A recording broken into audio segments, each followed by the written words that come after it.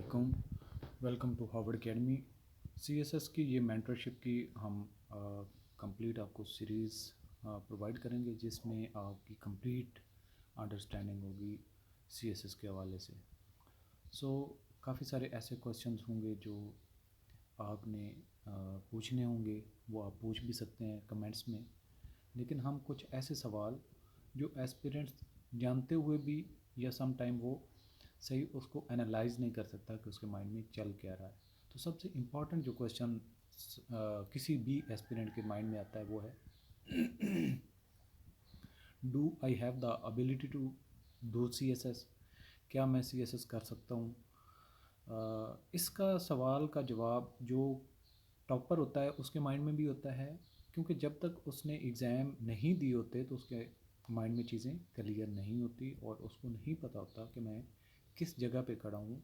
जितना भी उसने एक्सटेंसिव स्टडी कर लिया हो, चीज़ों पे ग्रिप भी हो, तो इसके बावजूद भी अननोन चीज़ों का जो फियर होता है उसको हम ओवरकम नहीं कर सकते।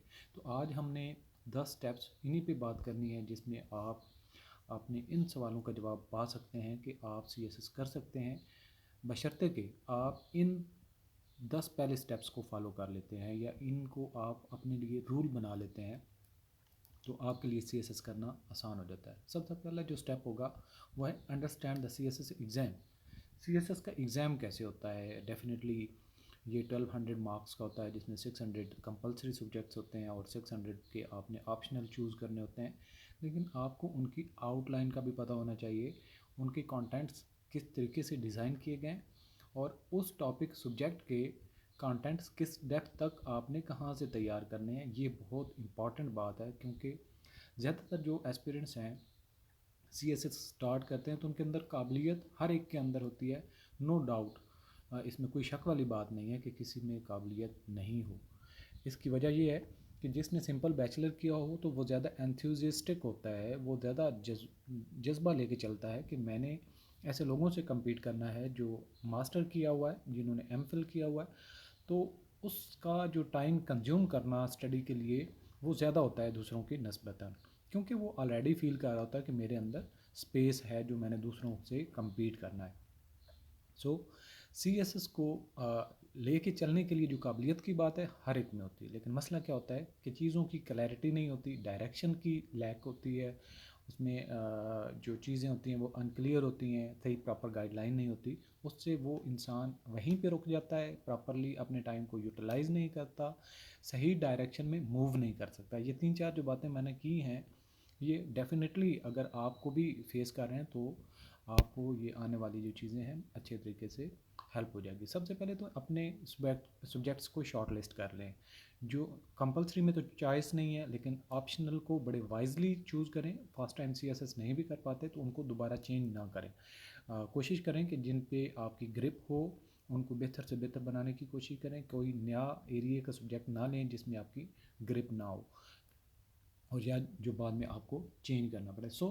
आपको सी एस एस के एग्ज़ाम का पैटर्न किस तरीके से, किस डेप्थ के क्वेश्चन आते हैं, कितने क्वेश्चन होते हैं, कितना अटैम्प्ट करना होता है, टाइम कितना होता है, एक दिन में कितने पेपर अटैम्प्ट करने होते हैं। ये सारी चीज़ें आपको एग्ज़ाम के बारे में ओवरऑल आइडिया होना चाहिए। इससे अगला जो फेज़ आता है वो है आपको अपनी एलिजिबिलिटी, कि आप एक अटैम्प्ट के लिए एलिजिबल हैं, 2 के लिए या तीनों के लिए एलिजिबल हैं, और साथ में आपकी एज के साथ साथ आपकी जो एजुकेशन है वो कहाँ पे लाई करती है। ये सारी रिक्वायरमेंट जो हैं वो आपकी पूरी होनी चाहिए।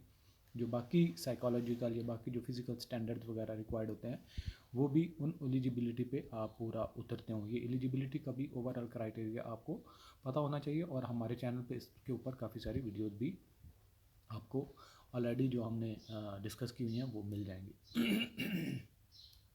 इसके बाद आ जाता है तीसरा जो स्टेप है वो है सिलेबस को कवर करना। तो सिलेबस को कवर करना आप ये समझें कि आपकी जो सिलेबस की ईच एंड एवरी लाइन है उसका एक टॉपिक है, उसका चैप्टर है, उसके कोई ना कोई डिटेल में सारी चीज़ें हैं। वो क्या चाहता है, उसकी क्या मिनिमम रिक्वायरमेंट है, उस पर ग्रिप करना आपका काम है। जब आप इस तरीके से चीज़ों को लेके जाते हैं, सिर्फ ये नहीं है कि सिलेबस को रीड कर लिया और फिर एक बुक ले ली उसको पढ़ना शुरू कर दिया। सिलेबस का मतलब है कि जो एफ पी एस सी ने सी एस एस के लिए सिलेबस जो आउटलाइन दी है उसको एक नज़र से आपने देख लिया, उसके बाद कोई भी रैंडमली आपने बुक ले ली और उसको पढ़ना शुरू कर दिया। इस तरीके से CSS आप नहीं कर पाएंगे, क्योंकि आपको सिलेबस को फोकस करना होगा। जिस तरीके से हार्वर्ड एकेडमी जो है वो सिलेबस की ईच एंड एवरी लाइन के ऊपर लेक्चर देते हैं, उसकी अंडरस्टैंडिंग जो आपको रिक्वायर्ड होती है उसके ऊपर हम काम करते हैं। तो इसी तरह से ये आपको सिलेबस की कवरेज जब तक प्रॉपर नहीं होती उस तक आप जो है वो सही डायरेक्शन में नहीं मूव कर सकते, या आप ये समझ लें कि आप सही डायरेक्शन में चल नहीं रहे। इसके बाद एक और इम्पॉर्टेंट क्वेश्चन आ जाता है स्टडी मटेरियल। तो स्टडी मटेरियल आप जो गूगल करते हैं तो आपको हंड्रेड्स में बुक्स मिल जाती हैं, नोट्स मिल जाते हैं, आपको हर चीज़ मिल जाती है। लेकिन मामला क्या होता है कि जब आपके पास एक एक सब्जेक्ट के 20-20 30-30 सॉफ्ट कापी में बुक्स पड़ी होंगी, लेक्चर्स की भरमार होगी, नोट्स की भरमार होगी, पास्ट पेपर हैं, फलां बंदे की गाइडलाइन, इतनी चीज़ें होंगी, तो आप सारी उन्हीं चीज़ों को काउंट करते देखते आपका टाइम कंज्यूम हो जाएगा। आप तो फोकस ही नहीं रह पाएंगे।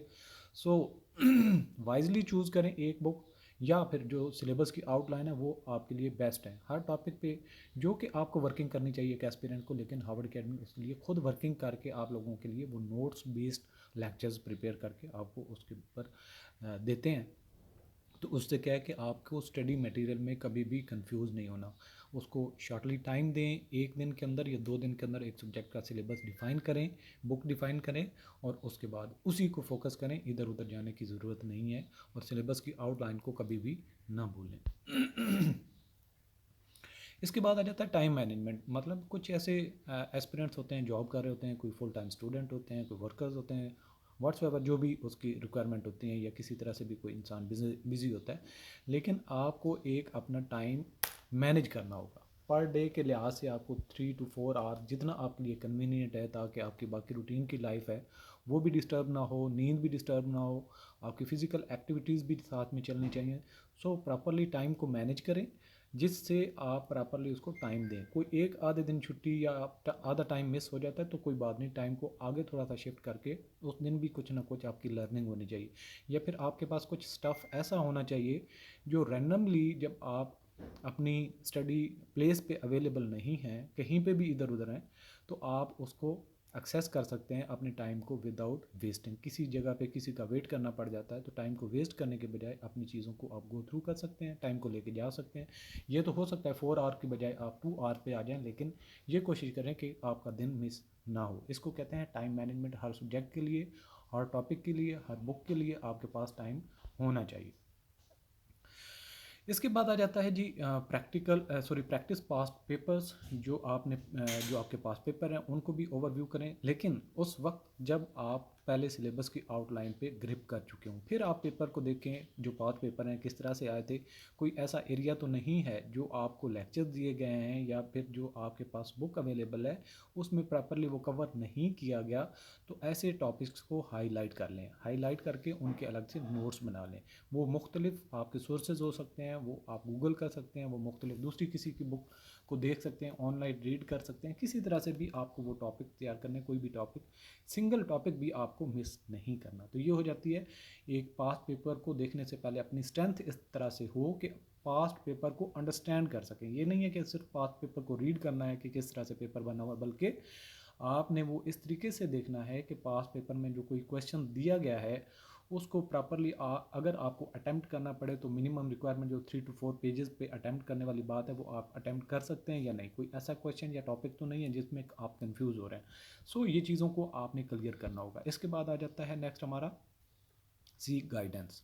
कहीं पे आप कंफ्यूज हो जाते हैं, समझ नहीं आती, आप अपने मेंटर से कांटेक्ट कर सकते हैं, अपने टीचर से उस सब्जेक्ट के रेलिवेंट आप जो है वो गाइडलाइन ले सकते हैं। किसी चीज़ को अंडरस्टैंडिंग में मसला आ रहा है, कहीं पे भी आपको प्रॉब्लम हो तो आप उसकी गाइडेंस ले सकते हैं। इसके अलावा जो CSS के लिए एस्पिरेंट अपना माइंड बना लेता है उसको करंट अफेयर्स के साथ टच होना बहुत ज़रूरी है। करंट अफेयर्स के बगैर आप ये समझें कि आप आधी दुनिया से या CSS के 60% सिलेबस से जो है वो कट ऑफ है। जब तक आप करंट इश्यूज़ को पहले वाले इश्यूज़ के साथ जोड़ के चीज़ों को करंट सिचुएशन के मुताबिक एनालाइज करके कंक्लूड नहीं कर सकते, तो आपका CSS पेपर का जो है वो लिखना ही आपका ऐसे है जैसे हवा में तीर चलाना। सो करंट इश्यूज़ का लिंक कैसे आपने क्रिएट करना है हिस्ट्री के साथ, और इन इश्यूज़ की वजह क्या है, उसमें स्टेक होल्डर्स कौन से हैं, कंक्लूजन क्या है, इसका सोल्यूशन कैसे निकल सकता है, ये बहुत ज़रूरी है। और ये कैसे मुमकिन है, सिर्फ़ और सिर्फ कि आप करंट अफेयर्स के मुख्तलिफ जो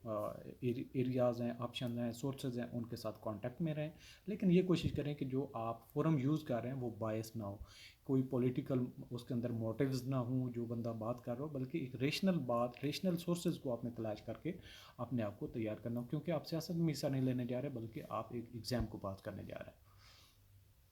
इसके बाद 9th स्टेप जो हमारा आता है, रिवीजन एंड मॉक टेस्ट। जब आपका पास पेपर भी देख लेते हैं, आपकी सारे टॉपिक्स के ऊपर अंडरस्टैंडिंग भी हो जाती है और राइटिंग की प्रैक्टिस आपने करनी होती है, राइटिंग की प्रैक्टिस वगैरह जब हो जाती है तो आपने किसी न किसी जगह पे टेस्ट दे के अपनी रिवीजन को भी स्ट्रेंथन करना होता है, अपनी हैंड राइटिंग को भी स्ट्रेंथन करना होता है, अपने कंसेप्ट को स्ट्रेंथन करना होता है, और आपकी राइटिंग के अंदर जो कोहेरेंस है, इंटीग्रेशन है, वो एक नज़र आनी चाहिए, वो एक बेहतरीन प्रोडक्ट होनी चाहिए जो पढ़ने वाले को इंटरेस्ट पैदा करे। सो ये कैसे मुमकिन है, आप किसी न किसी जगह मॉक टेस्ट वगैरह भी दें।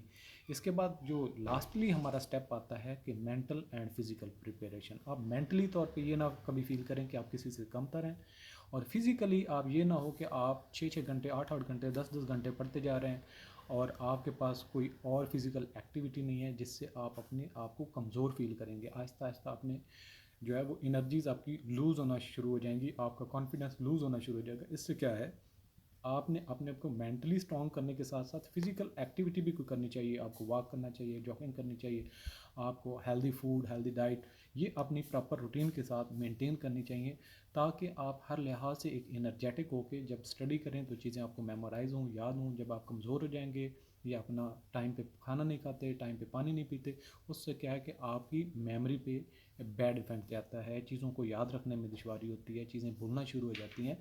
सो ये चीज़ें जो है आपकी लाइफ के अंदर बैलेंस होना चाहिए। फिजिकल एक्टिविटीज़ के साथ साथ स्टडी की एक्टिविटीज़ में भी एक बैलेंस क्रिएट करें, सोशल रहें, लोगों से मिलें, उनसे भी कुछ ना कुछ लर्न करने की कोशिश करें। और फाइनली जो डिस्कशन वाली बात है, एक दूसरे से चीज़ों को डिस्कस करके, कोई अनकंसर्न भी है तो किसी टॉपिक पे डिस्कस करते हैं तो आपको अपनी स्ट्रेंथ का पता चलता है कि चीज़ों को आप कैसे लाइन अप करते हैं, कैसे लिंक करते हैं। ये वो स्टेप्स हैं जो एक ज़ीरो से जो तैयारी करने वाला एस्पिरेंट है, अगर इनको भी फॉलो करे तो आसानी से CSS कर सकता है। सो आज का सेशन यहाँ पे क्लोज करते हैं। हार्वर्ड अकेडमी कॉस्ट इफ़ेक्टिव और कंसेप्चुअल अप्रोच के साथ कंप्लीट कंपलसरी सब्जेक्ट्स का कोर्स ऑफर कर रही है। आप हमारी इस कोर्स को ऑनलाइन हमारी वेबसाइट www.harvardacademy.com से ज्वाइन कर सकते हैं। Thank for watching.